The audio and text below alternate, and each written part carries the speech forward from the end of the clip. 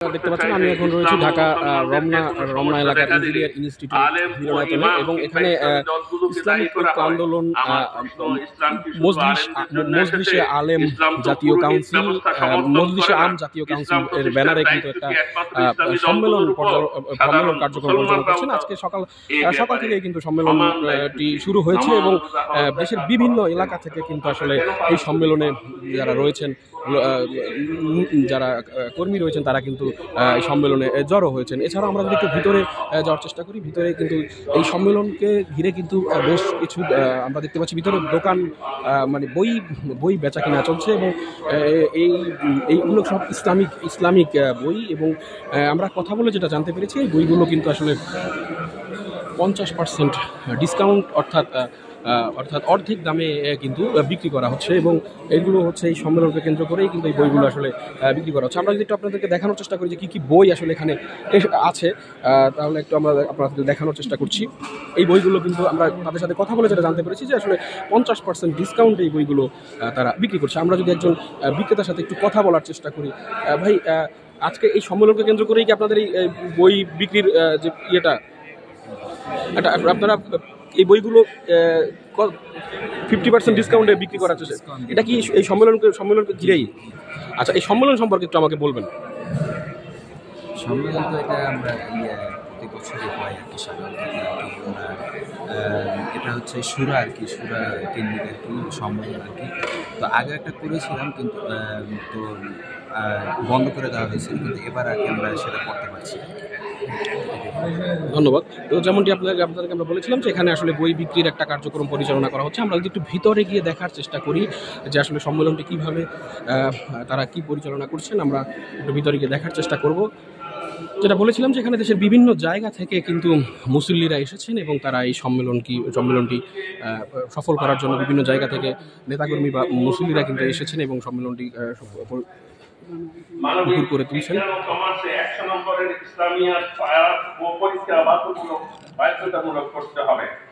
বিশ্ববিদ্যালয়ে ভর্তির সময় বাংলা ও ইংরেজিতে 100 নম্বর করে যে ফাউন্ডেশন কোর্স চালু আছে তার সাথে 100 নম্বরের ইসলামিক বা রিলিজিয়াস স্টাডিজ ফাউন্ডেশন কোর্সের পরীক্ষা বাধ্যতামূলক করতে হবে। তো দর্শক, এখানে আমরা এসেছি এবং কথা বলে আমরা যেটা জানতে পেরেছি যে ফ্যাসিস্ট খুনি হাসিনা পতনের পরে এই দেশ আবার স্বাধীন হয়েছে এবং এই স্বাধীনতার পরে কিন্তু ভারতের যে আগ্রাসন যেটা রয়েছে, ভারত কিন্তু নানা সময়ে এই দেশের সাম্প্রদায়িক প্রীতি নষ্ট করার একটা চেষ্টা করেছে। সেই জায়গা থেকে কিন্তু তারা যেটা বলেছেন, ইসলামিক ঐক্য আন্দোলনের পক্ষ থেকে বলা হয়েছে যে বাংলাদেশের মুসলিমরা কিন্তু সেই অনুযায়ী যথেষ্ট ধৈর্যের পরিচয় দিয়েছেন এবং তারা কিন্তু সম্প্রীতি বজায় রাখার জন্য যথেষ্ট ধৈর্যের পরিচয় দিয়েছেন এবং তারা ইসলামিক ঐক্য আন্দোলনের ব্যানারে বক্তারা যেটা বলেছেন যে তারা কিন্তু ইসলামিক সমাজ ব্যবস্থা যেটাকে বলে দেশ পরিচালনার ক্ষেত্রে ইসলামিক সমাজ ব্যবস্থার যে সকল নীতি নিয়মগুলো রয়েছে সেইগুলো কিন্তু আসলে তাদের জায়গা থেকে তারা যুক্ত করার একটা দাবি কিন্তু তারা জানিয়েছেন এবং তারা চাচ্ছেন যে এই দেশ পরিচালনা করার ক্ষেত্রে ইসলামিক সমাজ ব্যবস্থার উপরে গুরুত্ব দেওয়া হোক এবং এইটাই আসলে তাদের আজকের আন্দোলন বা সম্মেলন আর তাদের আজকের সম্মেলনের কিন্তু আসলে মূল বক্তব্য, মূল উদ্দেশ্য যেটাকে বলে যে ইসলামিক সমাজ ব্যবস্থা দেশ পরিচালনা করার একটা দাবি কিন্তু তারা এই সম্মেলন থেকে করছেন এবং যেটা বলেছিলাম যে দেশের বিভিন্ন জায়গা থেকে কিন্তু আসলে প্রত্যন্ত অঞ্চল থেকে এখানে কর্মীরা এসেছেন এবং মুসল্লিরা এসেছেন, এসে কিন্তু তারা সম্মেলনটাকে মুখরিত করার চেষ্টা করেছেন এবং আপনাদেরকে যেটা দেখাচ্ছি।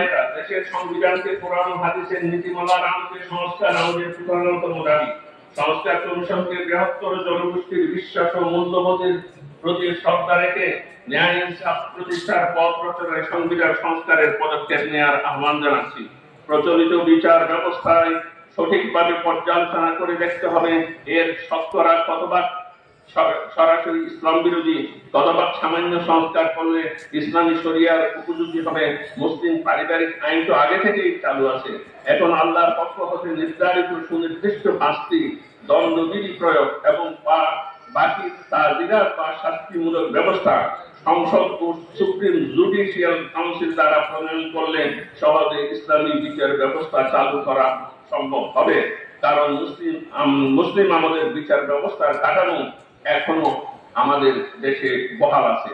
আমরা রিমান্ডের নামে অভিযুক্ত ব্যক্তির উপর অমানবিক নির্যাতন বিরোধী। এক্ষেত্রে হাদিসের বিধান আল বাইয়িনাতু আলাল মুদ্দাই ওয়াল ইয়ামিনু আলা মান আনকার প্রয়োগে বিশ্বাসী। তাদের বাদী প্রমাণ হাজির করবে, অন্যথায় বিবাদী যথানিয়মে শপথ করে মুক্তি পেয়ে। যেমনটি আপনারা শুনতে পাচ্ছেন যে বক্তারা যেটা বলছেন যে ইসলামিক সমাজ ব্যবস্থায় যে সকল নিয়ম কানুন বলা আছে, আইন ব্যবস্থায় দেশ পরিচালকের যে সকল নিয়ম কানুন ইসলামে বলা আছে, সেই সমস্ত নিয়ম কানুনগুলো কিন্তু আসলে তারা ইমপ্লিমেন্ট করার, তারা বাংলাদেশের নিয়ম কানুনের সাথে যুক্ত করার, এবং যেগুলো যুক্ত আছে সেগুলো তো রয়েছে, এবং যদি কোনো ত্রুটি থাকে সেইগুলো সংশোধন করার, সংবিধানে সংশোধন অথবা যুক্ত করার একটা দাবি কিন্তু তারা আজকের এই সম্মেলন থেকে জানানোর চেষ্টা করছে। ইসলামী হুকুমত ও বিপ্লবের জন্য ময়দান তৈরির আগে আমরা ইসলামী আদর্শ পরিপন্থী কোন শক্তি বা দলের সাথে আঘাত করে কিংবা তাদের অধীনে নির্বাচনে গিয়ে যেন ভাবে ক্ষমতা ভাগাভাগির রাজনীতিতে বিশ্বাস করি না।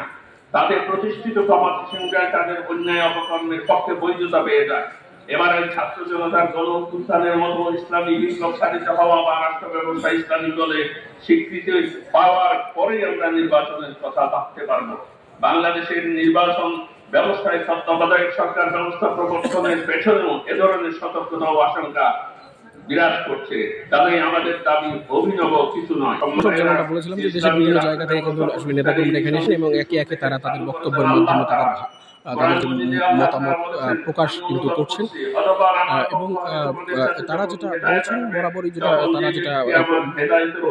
বক্তারা যেটা বলছেন যে আসলে তাদের মূল বক্তব্য সেটা হচ্ছে ইসলামিক সমাজ ব্যবস্থায় কিন্তু আসলে রাষ্ট্র পরিচালনা করার একটা দাবি কিন্তু তারা আসলে জানাচ্ছেন।